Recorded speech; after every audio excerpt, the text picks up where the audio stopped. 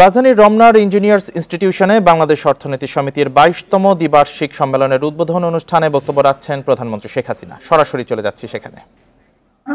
নিজের পায়ে দাঁড়াবে, পর মুখাপেক্ষি হবে না, এই পরিকল্পনা নিয়েই কিন্তু আমার বাড়ি আমার খাবার আমরা সেই সমিতি করে মানুষকে উদ্বুদ্ধ করছি। বিশেষ করে মহিলা এ ব্যাপারে বেশি লাভবান হচ্ছে, সেই ব্যবস্থাটা আমরা নিয়েছি। আমাদের ঘোষণা ছিল ডিজিটাল বাংলাদেশ গড়ে তুলব। আজকে আমরা ডিজিটাল বাংলাদেশ গড়ে তুলেছি। দেশের 1 নম্বর গ্লুকোজ ব্র্যান্ড গ্লুকোম্যাক্সটি একই এনার্জিতে এলো নতুন প্যাকে। প্রায় প্রতি ইউনিয়ন পর্যায় পর্যন্ত ব্রডব্যান্ড, ওয়াইফাই কানেকশন এবং বঙ্গবন্ধু স্যাটেলাইট 1 এই কানেক্টিভিটি কিন্তু সৃষ্টি করা হয়েছে। আজকে বঙ্গবন্ধু স্যাটেলাইটের কারণে আমরা যে বিশাল সমুদ্র সীমা অর্জন করেছি, আমাদের জাতির পিতা সীমানা চুক্তি করে গিয়েছিলেন, কোনো সরকার বাস্তবায়ন করেনি, আমরা আসার পরে সেটা বাস্তবায়িত হয়েছে। সমুদ্র সীমা আমাদের বিরাট যে অধিকার, এ ব্যাপারে তো জিয়া, এরশাদ, খালেদা জিয়া কোনো সরকার কোনোদিন উচ্চবাচ্যই করেনি। আওয়ামী লীগ আসার পর থেকে আমরা কাজ করেছি, দ্বিতীয়বার আসার পরে আমরা তা বাস্তবায়ন করেছি। আজকে এই সমুদ্র সম্পদ আমাদের অর্থনীতির কাজে লাগাতে হবে। সেজন্য ব্লু ইকোনমি, অর্থাৎ সমুদ্রের কী কী সম্পদ আহরণ করা বা সমুদ্র থেকে আমরা কতটুকু অর্জন করতে পারি সেই বিষয়, এমনকি সমুদ্র গবেষণা ইনস্টিটিউটও আমি করে দিয়েছি, যা আমাদের সমুদ্র নিয়ে গবেষণা হবে এবং সেখান থেকে আমাদের দেশের মানুষের আয় উপার্জন হবে। আমাদের প্রতিটি নীতিমালা হচ্ছে একবার তৃণমূলকে লক্ষ্য রেখে, তৃণমূলের মানুষের ভাগ্য পরিবর্তন। এবং আমরা যে ইন্ডাস্ট্রিয়ালাইজেশন করতে চাই সেখানে আমরা যথেষ্ট সুবিধা দিচ্ছি, কিন্তু আমি শুধু রপ্তানি তো করবো না, নিজস্ব বাজার তৈরি করতে হবে। বাজার তৈরি করতে হলে আমার দেশের মানুষের ক্রয় ক্ষমতা বাড়াতে হবে। ক্রয় ক্ষমতা বাড়াতে হলে কর্মসংস্থানের ব্যবস্থা করতে হবে। কর্মসংস্থান ব্যাংক করে দিয়েছি, সেখান থেকে বিনা জামানতে যে কোনো একজন যুবক, শিক্ষিত অশিক্ষিত যেই হোক, সে কিন্তু অন্তত 2 লক্ষ টাকা নিতে পারবে বা যৌথভাবে বেশি নিতে পারবে। আর জামানত স্টার্ট আপ প্রোগ্রাম আমরা চালু করেছি এবং কোম্পানি আইন পরিবর্তনে এক ব্যক্তি একটা কোম্পানি যাতে খুলতে পারে সে ব্যবস্থা করে দিয়েছি। সেখানে আমরা পণ্যদানা দিই, ট্রেনিং দিই, স্টার্ট আপ প্রোগ্রামের একটা ফান্ড করেছি, সেখান থেকে টাকা দিয়ে বলি যে নিজের পায়ে দাঁড়াতে হবে, চাকরির পিছনে ছুটে বেড়ানো না, নিজেই চাকরি দেবো, নিজেই মাস্টার হবো, নিজেই চাকরি দেবো, সেইভাবে কাজ করতে হবে। সেইভাবে আমরা আমাদের মানুষগুলিকে উদ্বুদ্ধ করছি, ইয়াং জেনারেশনকে তারা উদ্বুদ্ধ করছি, তারা যেন সেইভাবে কাজ করে। আমি যেহেতু 81 সালে আসার পর বোধহয় বাংলাদেশে এমন কোনো এলাকা নাই আমি যাইনি, দেখছি মানুষের দুরবস্থা। 74 সালের দুর্ভিক্ষের কথা আপনারা জানেন, যে দুর্ভিক্ষের কথা বলে বঙ্গবন্ধুকে হেয় প্রতিপন্ন করার চেষ্টা করা হয়েছিল।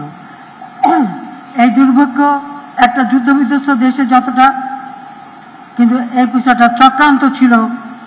নগদ অর্থ দিয়ে কেনা খাদ্যের জাহাজ কিন্তু আসতে দেয়নি, কাজে এইভাবেই সৃষ্টি করা হয়েছিল। সেই বাসন থেকে জাল পরিয়ে ছবি দিয়ে দেখানো হয়েছিল। হ্যাঁ, তখন তো মানুষের কাপড় চোপড় ছিল না। আমি এসে তখন তো দেখি বিদেশ থেকে পুরন কাপড় এনে মানুষকে দেওয়া হয়, ছিন্ন কাপড়, আদুল গায়ে মানুষ। আর দুর্ভিক্ষ, 74-এর দুর্ভিক্ষ নিয়ে তো একটা দুর্ভিক্ষ নিয়ে কথা, 81 সালে আসার পর দেখেছি প্রতি বছর দুর্ভিক্ষ। আমি ছুটে যেতাম, আমরা লঙ্গরখানা খুলেছি আমাদের দলের পক্ষ থেকে, আমরা রিলিফ বিতরণ করেছি, আর দেখেছি মানুষের অবস্থা।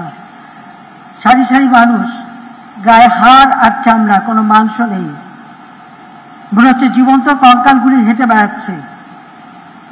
সেই রংপুরের গঙ্গাচড়া নৈহালি ইউনিয়ন, কোথায় গাইবান্ধা, কোথায় কুড়িগ্রাম, প্রতিটি অঞ্চলে আমি নিজে গিয়েছি। এমনকি যেই বাসন্তীকে জাল পড়িয়েছিল, আমি সেই বাসন্তীর বাড়ি গেছি। চিলমারিতে নেমে সেখান থেকে কয়েক মাইল কাদা মাটি ভেঙে হেঁটে যেতে হয়েছিল নদীর পাড় দিয়ে, কারণ আর কোনো যোগাযোগ ব্যবস্থা ছিল না।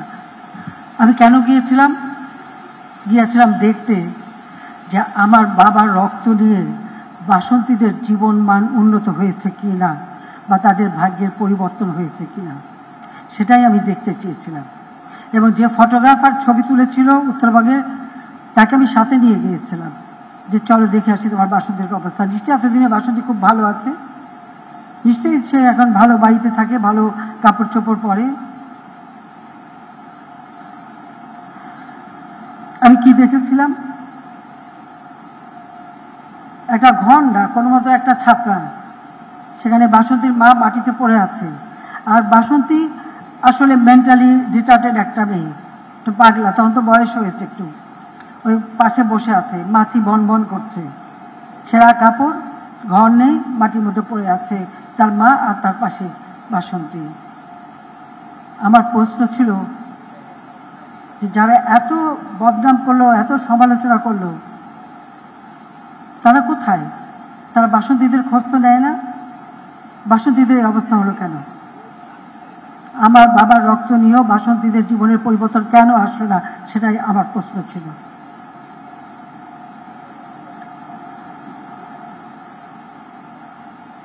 জাতিপিতা সিদ্ধান্ত নিয়েছিলেন যে প্রত্যেকটা ভূমিহীন মানুষকে ঘর করে দেবেন। তিনি গুচ্ছকরণ প্রকল্প রংপুরের, এখন লক্ষ্মীপুর, সেই চর থেকে শুরু করেন, কিন্তু সেটাও সম্পূর্ণ হয়নি। আমরা ক্ষমতা যাওয়ার আগে পরিকল্পনা নেই যে আমরা যদি কখনো ক্ষমতা যাই আমরা কি করব। যখন ক্ষমতা আসি, আপনারা জানেন যে বিভিন্ন সামাজিক নিরাপত্তামূলক কাজের ব্যবস্থা আমরা নেই। এখানে VGD, VGF, VWB, TR, GR, কাবিখা, ইজিপিপি, ওএমএস, খাদ্য বান্ধব কর্মসূচি, বিভিন্ন কর্মসূচি নিয়েছি। সাথে সাথে বয়স্ক ভাতা চালু করি, বিধবা ভাতা চালু করি, বিধবা এবং স্বামী পরিত্যক্তাদের জন্য ভাতা দেওয়া, এতিমদের জন্য সারা বাংলাদেশে কিন্তু অনেক জায়গা দিয়ে দিয়েছিলেন, তাদের সহযোগিতা এবং শিক্ষা এবং তাদেরকে কারিগরি শিক্ষার ব্যবস্থা। আর যারা বয়স্ক তাদের জন্য ওই এতিমদের সাথেই শান্তি নিবাস ঘর করে তারা যেন সেখানে থাকতে পারে, একটা পারিবারিক সম্পর্ক ওঠে, সেই ব্যবস্থা করা। ব্যাপকভাবে আমরা এই কাজগুলি করে যাই, যার ফলে মানুষের ভিতরে একটা আস্থার সৃষ্টি হয়। যারা প্রতিবন্ধী, আমাদের কত প্রতিবন্ধী কেউ জানে না। এখন থেকে আমাদের পরিসংখ্যান ব্যুরো সেটাও হিসাব নেয় কোন পরিবারে কয়টা প্রতিবন্ধী আছে। প্রতিটি প্রতিবন্ধীকে আমরা আর্থিক সহায়তা দিই এবং ভাতা দিয়ে থাকি। স্কুলে বাবা মা আসলে বাচ্চাদের পাঠাতো না। আমি যখন গ্রামে গ্রামে ঘুরেছি, অনেক মাকে জিজ্ঞেস করতে, আপনি বাচ্চাকে স্কুলে পাঠান না কেন? স্কুলে যে কি হবে, ও তো 10 টাকা কামাই করে আসে। তা আমি জিজ্ঞেস করেছিলাম যে আপনাকে যদি আমি টাকাটা দেই আপনি কি পাঠাবেন? তো বলে তাই পাঠাবো না কেন, গ্রামের মানুষ তো সুন্দর করে কথা, তাই পাঠাবো না কেন? তা বলে ঠিক আছে, দোয়া করেন, আমি যদি কোনোদিন ক্ষমতা যাই তবে ঠিকই দেবো এবং আপনাকে বাচ্চাকে স্কুলে পাঠাতে হবে। আজকে কিন্তু আমরা সেটা করি। আজকে আমরা আমাদের প্রাথমিক বিদ্যালয়গুলি জাতির পিতা আপনারা জানেন যে অবৈতনিক করে যায়, সেই প্রাথমিক বিদ্যালয় আরও বৃদ্ধি করা, প্রতি 2 কিলোমিটারের মধ্যে একটি করে প্রাথমিক বিদ্যালয় গড়ে তোলা, সেখানে ছেলে মেয়েদের পড়াশোনা ফ্রি, আমরা বিনা পয়সায় বই দিচ্ছি, বিনা পয়সায় এমনকি টিফিনের ব্যবস্থা। আমি বলছি আমরা খালি মানে কোথায় কে অনুদান দেবে সেটা না, আমাদের নিজেদের স্বতঃস্ফূর্ত হয়ে বাচ্চাদের টিফিনের ব্যবস্থা, অথবা মাদের কাছে টিফিন বক্স দেওয়া যে তারাও দেবে। এইভাবে আজকে আমাদের স্কুলে ভর্তির হার বেড়ে গেছে। স্যানিটারি ল্যাট্রিন, সুপেয় পানির ব্যবস্থা সারা বাংলাদেশেই কিন্তু আমরা করেছি। প্রায় 98% মানুষকে এই সুফলটা পাচ্ছে। তবে আমাদের একটা অসুবিধা আছে, যেমন ধরেন পানি পরিশুদ্ধ করার জন্য আমরা করে দিলাম, কিন্তু সেটা যে রক্ষণাবেক্ষণ করা, সেটা যে যত্ন নেওয়া, এই যত্নটা আমাদের দেশের মানুষ নেয় না। এখানে একটা সমস্যা মাঝে মাঝে দেখা দেয়। যাক, সেই সচেতনতাও আমরা সৃষ্টি করার চেষ্টা করে যাচ্ছি। আজকে বয়স্ক ভাতা, বিধবা ভাতা, স্বামী পরিত্যক্তা ভাতা দেওয়ার ফলে অনেক সংসারের দ্বন্দ্ব কমে গেছে, বয়স্কদের একটা স্থান হয়ে গেছে। আর মুজিব বর্ষ উপলক্ষে আমরা সিদ্ধান্ত নিয়েছি বাংলাদেশে একটি মানুষও ভূমিহীন গৃহহীন থাকবে না। ইতিমধ্যে 21টা জেলা ভূমিহীন গৃহহীন মুক্ত আমরা করতে পেরেছি। 334টি উপজেলা ভূমিহীন গৃহমুক্ত হয়েছে। বাকিগুলো আমরা সম্পন্ন করে ফেলব। আমাদের অতি দরিদ্রের হার এখন 25.1 থেকে নেমে 5.6 নেমে এসেছে।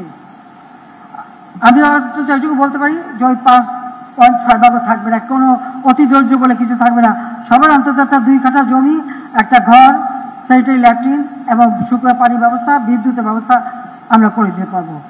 আজকে প্রতি ঘরে ঘরে আমরা বিদ্যুৎ দিতে পেরেছি, কিন্তু আপনারা জানেন আমাদের প্রবৃদ্ধি কিন্তু প্রায় 7-8-এ চলে এসেছিল। মূল্যস্ফীতি সবসময় নিয়ন্ত্রণ রেখেছি, কারণ মূল্যস্ফীতি যদি কম থাকে, প্রবৃদ্ধি যদি উপরে থাকে, তার সুফলটা সাধারণ মানুষের কাছে পৌঁছায়। দুর্ভাগ্যের বিষয় যে যখনই এই কোভিড-19 দেখা দিল, তার একটা অতিমারি অর্থনীতির উপর প্রচণ্ড চাপ, বিভিন্ন দেশে অর্থনৈতিক মন্দা দেখা দিল, কিন্তু বাংলাদেশে কিন্তু আমরা আমাদের অর্থনীতির গতিটা অব্যাহত রাখতে পেরেছিলাম। তখন আমাদের 5 পর্যন্ত প্রবৃদ্ধি তুলতে পেরেছিলাম। এরপরে রাশিয়া ইউক্রেন যুদ্ধ, স্যাংশন কাউন্টার স্যাংশন, 11 বার গাজার যুদ্ধ, মানে গাজার উপরে যে ইসরায়েলের হামলা এবং গণহত্যা, তার ফলে আজকে কি হয়েছে, পরিবহন ব্যয় বেড়েছে, পরিচালন ব্যয় বেড়েছে, প্রতিটি জিনিসের দাম বেড়েছে। আমরা যে সমস্ত জিনিস বিদেশ থেকে আমদানি করতে হয়, আমাদের ডিজেল, পেট্রোল, আমাদের গ্যাস, সার, গম, পেঁয়াজ, আলু, অনেক কিছু আনতে হয়। প্রত্যেকটা জিনিসের দাম বেড়ে গেছে, সেই সাথে সাথে পরিবহন খরচ বেড়ে গেছে। তার ধাক্কাটা এখন এসে লাগছে আমাদের। এতদিন আমরা যেটা ধরে রেখেছিলাম, এখন সেখানে একটা আঘাত এসেছে। এই স্যাংশন কাউন্টার স্যাংশন এগুলি যদি না হতো, আর যদি যুদ্ধ না হতো, তাহলে হয়তো আমরা আমাদের স্মুথ গতিতে যেতে পারতাম। কোভিড-19-এ আমরা তো সাধারণ মানুষ সকলের জন্য ভ্যাকসিন দিয়েছি বিনা পয়সায়, টেস্টিং বিনা পয়সায়। ধনী দেশগুলিও কিন্তু করে নাই, এটা আমরা করেছি।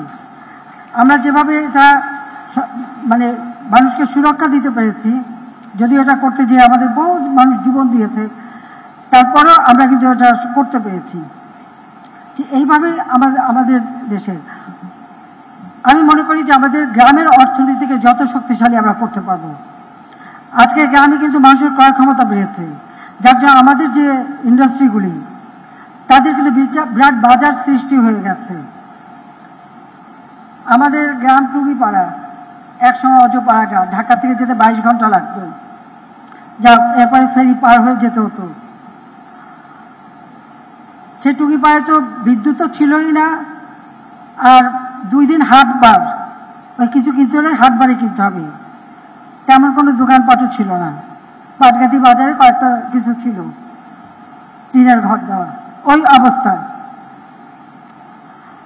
আজকে আপনারা যাবেন, সেই চিত্র বদলে গেছে।